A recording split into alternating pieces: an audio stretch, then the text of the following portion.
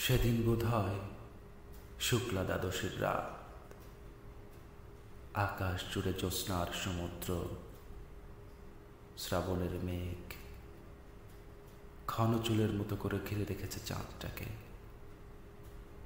ধীরে ধীরে মেঘ সরে গেল, যেন কেউ তার ব্যক্তিগত চাঁদটাকে দুহাতে মুখের উপরে ছড়িয়ে থাকা চুলগুলো সরিয়ে আলতো করে কপালে এঁকে দিল ঠোঁটের কোমল স্পর্শ।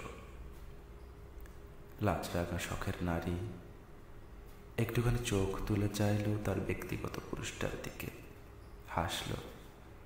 চিকচিক করে উঠল চোখের কোণে সুখ, আলোয় আলোকিত হয়ে উঠল এক আকাশ সমান দুই হৃদয় এক হয়ে।